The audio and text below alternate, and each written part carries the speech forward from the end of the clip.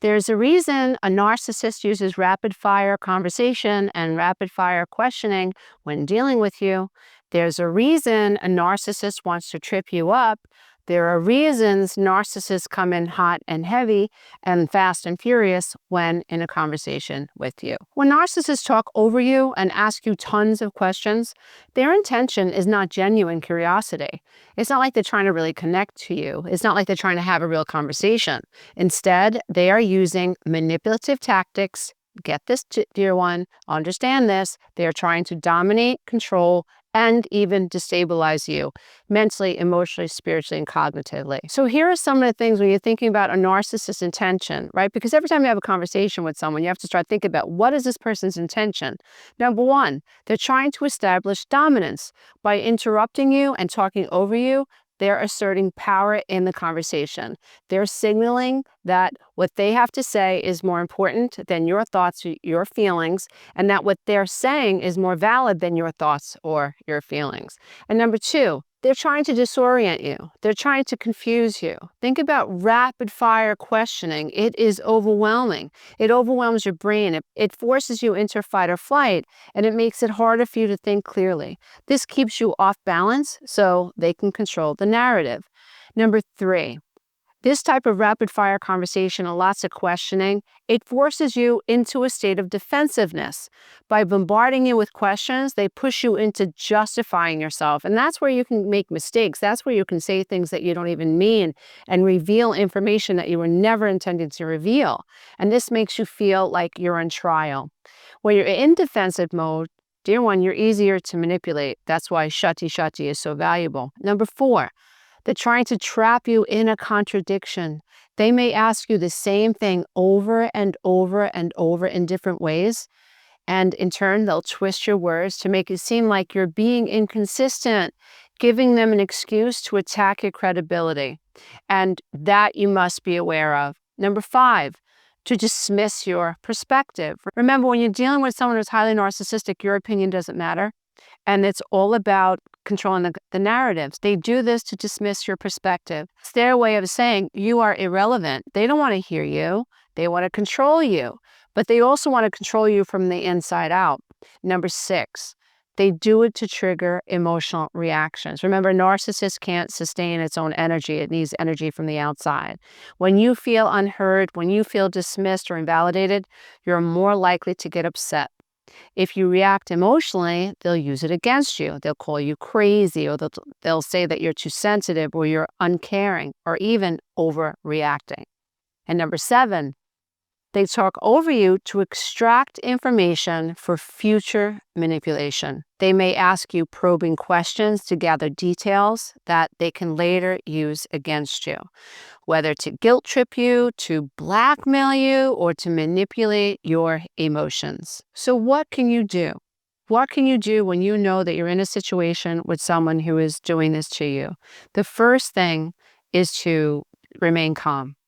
The first thing is to rely on the one thing that you have complete control over in your life that will absolutely keep the fight or flight response in check.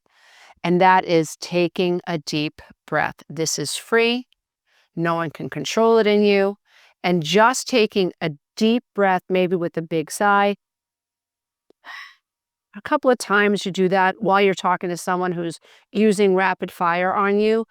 And that will immediately prevent your nervous system from going into fight or flight. Now remember, a narcissist wants you in fight or flight. When you are in fight or flight, when you are afraid, you could be rambling. And sometimes you are anticipating their next question. And that takes you into the future. So rather than being present in the now and really being strategic about the person that you're dealing with, if you get, let's say, an email from someone that triggers you, or your coworker is a narcissist or highly narcissistic and they're questioning you, you can get truly defensive. And one of the easiest things that you can do, and I think it is your superpower, to disarm a narcissist, at least to disarm your nervous system towards a narcissist, is to take a deep breath. Their agenda is to slide you into fight or flight. And when you take a deep breath, you're basically saying, you no longer have permission to trigger me. You no longer have permission to activate Amy the amygdala. You no longer have permission to put me in a place where I'm defending myself to you. Once you take a deep breath, then the next thing that you want to do is you want to pause. You want to be very contemplative regarding the questions that someone is asking you. So you take a deep breath, you pause, and then what I want you to do is I want you to think about what this person's intentions are. Another strategy that you can use is just reframe the question, ask them the question back. Someone asking you why you are 5 minutes late. And maybe you're not 5 minutes late. Maybe the narcissist asked you to show up at that time. But dealing with a narcissist, they may insinuate that they actually told you a different time. So you're in a double bind situation. You can't win. You might take a deep breath, see it for what it is, hit the pause button, be contemplative, and ask them the question back. So you're asking me why it is that I was 5 minutes late. Is that what you're asking me? And that gives you time to pause. So now it can be difficult to like get in the habit of doing this, but the more that you do it, the easier it becomes. So what you're doing is reframing the question.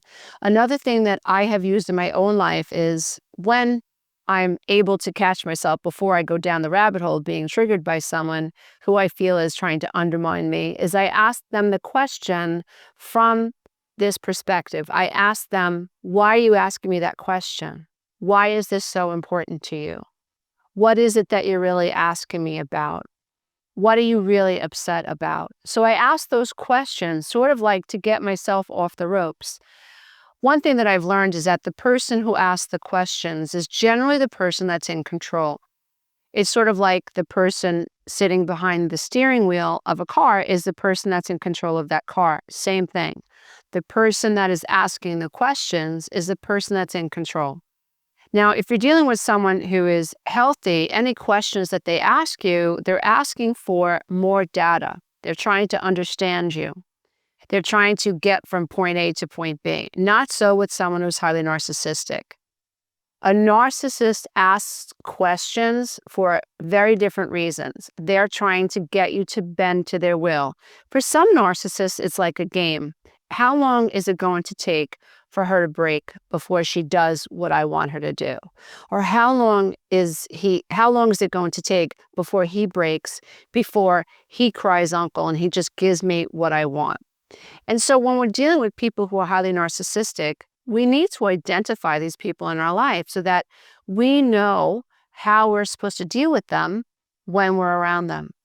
It sounds crazy, but it's true. You cannot walk out into the world and treat everybody the same way because there are just people who will take advantage of your kind nature. If you are highly empathic, they will exploit that empathy. Empaths have a deep need to be understood, and they also have an innate ability to feel other people's feelings. If you have high empathy and someone comes at you and they're very angry, then you will take on those emotions, and below the veil of consciousness, you'll try to fix those emotions in the other person.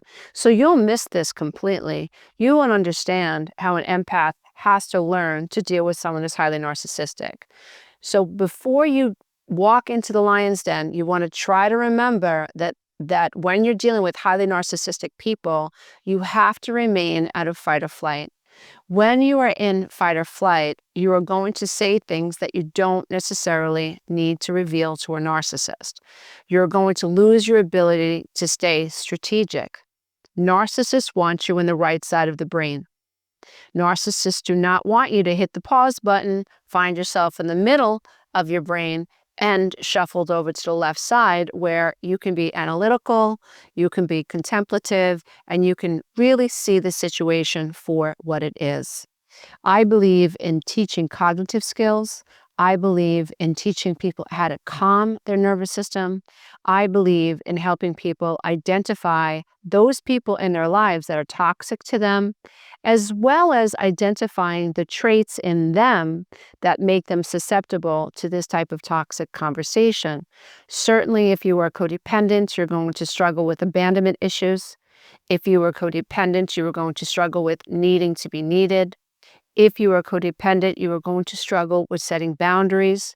If you are codependent and you have been love bombed by someone who's highly narcissistic and you have told them all your boo-boos, they know everything about you, you're really going to struggle when this person turns on you and they start using this sacred information against you. But that doesn't mean that you can't learn these skills. That doesn't mean that you don't or that you can't learn how to self-preserve. That doesn't mean that you can't stand up to someone. And that doesn't mean that you can't practice these skill sets. Their goal is control, not connection. So the more you understand their agenda, the more you understand their tactics, the more you understand what you struggle with. And the more you practice, the less power they will have over you. Thank you for being here. If you want some help dealing with the narcissist, if you want to heal from codependency, and if you want to develop a stainless steel spine, visit my website at lisaaromano.com or shoot me an email at coach@lisaaromano.com if you would like some personal coaching and mentoring from me. Namaste, everybody. Until next time. Bye for now. Hey, if you love this content, don't forget to check out the next video, and you can go to my website and take the codependency quiz.